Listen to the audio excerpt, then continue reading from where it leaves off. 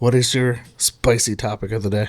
I'm watching a lot of what's going on in the different circuit courts in the states and the magazine bans. I think it's incredibly disingenuous for us to have the Second Amendment and then have to figure out which of our inalienable rights we're allowed to execute in any state we travel through.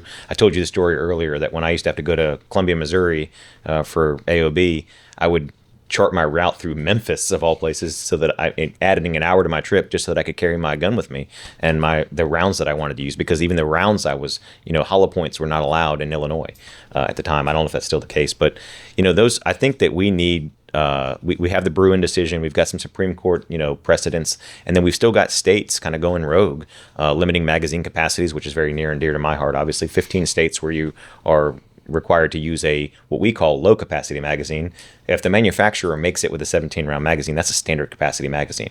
And a lot of that's important because that's the verbiage that they use is in common use. And, well, of course, if it comes with it, it's in common use, But I think that's one of the big things we're watching.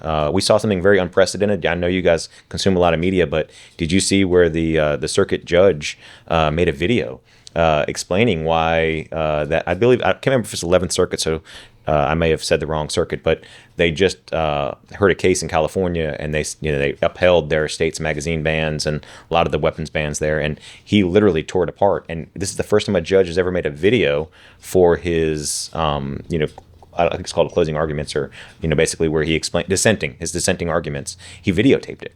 And that's a media form that's very consumable. Like, who's going to read 12 pages deep into a law brief? Nobody. But now that it's on YouTube, everybody can. It's people are seeing that the judges are having these conversations.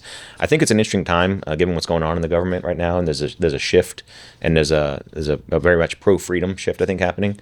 Hopefully, it carries over to a lot of these state laws. So that's the spicy thing for me. Yeah, if you want to see that video real quick, that video we retweeted it, so it is up on the. Incredible. I want to say it's on Geo. It may be on GOF. It's on GOF. It's on the GOF Twitter. So if you want to watch that. Yeah, no, I think it's incredible.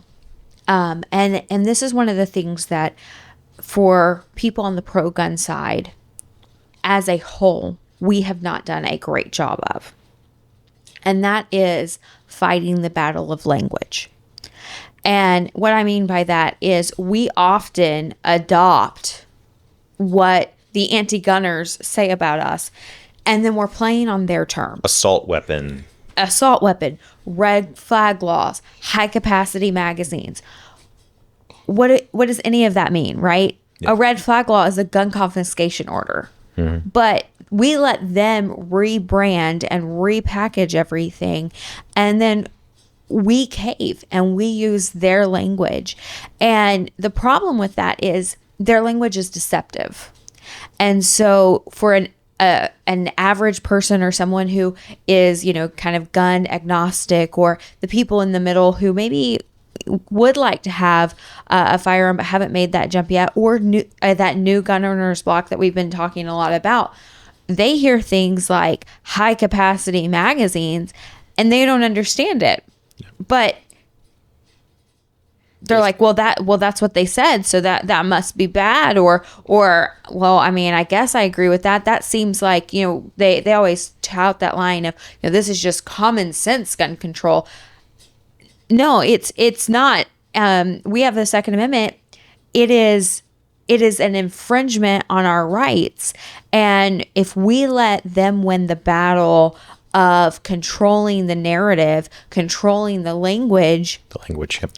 It has significant implications on our ability to educate our own side. Yep. It's designed to create an elicit an emotional response. I always force myself to not use those words as much as possible. Like, my modern sporting rifle has a standard capacity magazine and a laser scope. I made that last part up.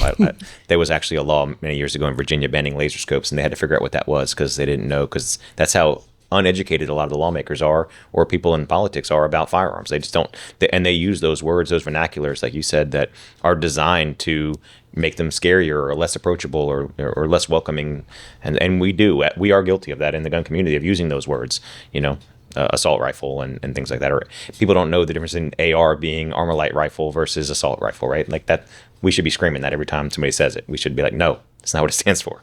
Well, I mean, you brought up a great point going through Illinois. When I moved from Ohio to Arizona, I had to drive through Illinois with a large U-Haul full of guns, and I butt puckered all the way through the 2 hours of driving through that state, because being the fear of first stopping in Indiana, unloading everything, driving across Illinois, butt puckered, going all the way into Missouri, because I knew I didn't want to stop for gas or anything, just in case.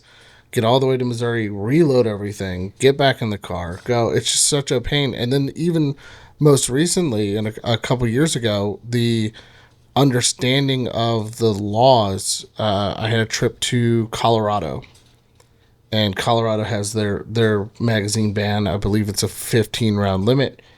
And so I'm sitting there going, okay, well, what guns can I bring with me? What gun can I bring with me? I know I have reciprocity. I can go in. Mm-hmm. And I get there, understanding all the laws.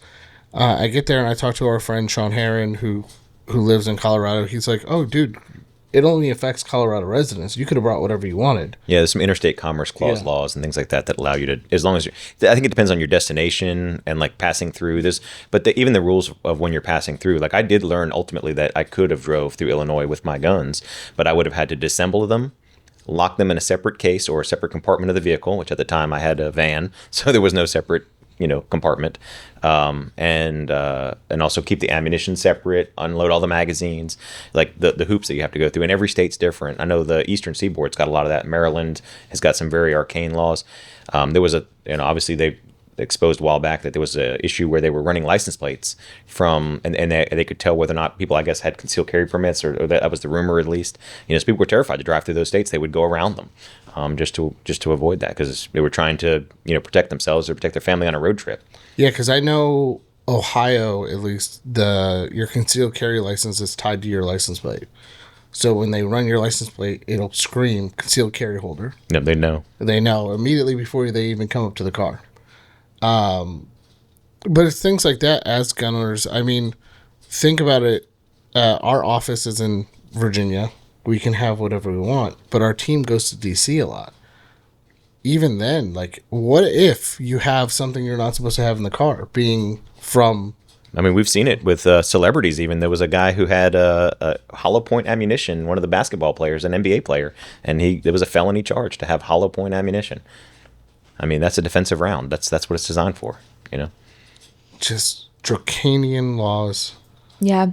And one of the things that I think is important, and we've spoken a lot about this, but people start accepting the tyranny that they're used to. Mm-hmm.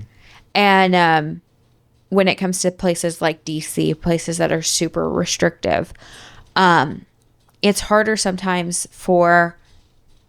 I'm going to rephrase that. Gosh, this is the second time I'm doing this. You're going to think it's the frog in the pot analogy, really. I mean, you don't notice the boiling water until it's too hot if it slowly comes ratcheted up. But if somebody from a free state goes there and they say, "This is, by the way, guys, the water's boiling. You guys you're not defending yourself." And it's the states and the cities with the highest crime that have the strictest gun laws. It is, but more importantly than that is, you look at a place like DC.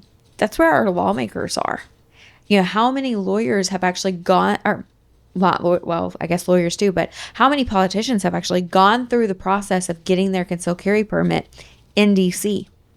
How many of them have accepted, being disarmed as a member of Congress? Well, if you are in that place and you get comfortable with, well, I can't have a firearm, and it's a lot of hoops to jump through, I'm not going to deal with that.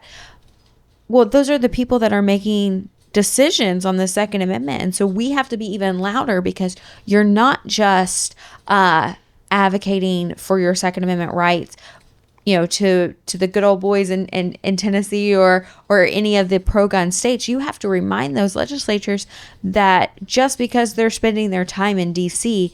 doesn't mean that they don't represent you and your values.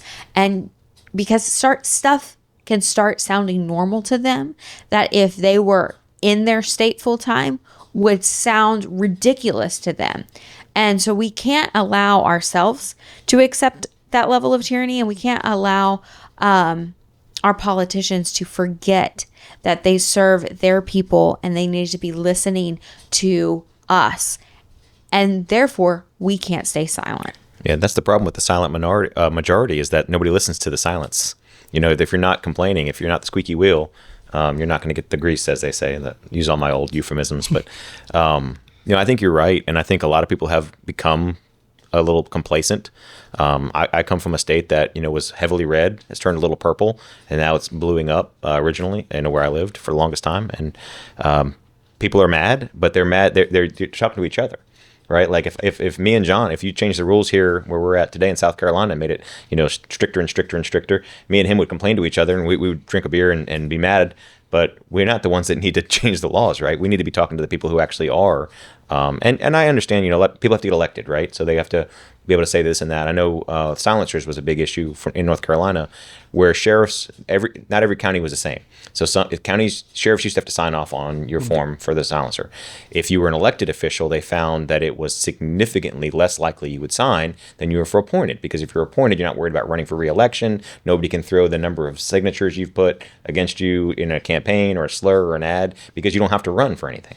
But where the sheriffs, even hyper-conservative pro-gun sheriffs, where they were elected, they did not like to sign the paperwork because it was a statistic that they could be used against them. Look at all these machine guns or Form 3s or class whatever items you've signed could be used as a weapon against them, so they wouldn't do it.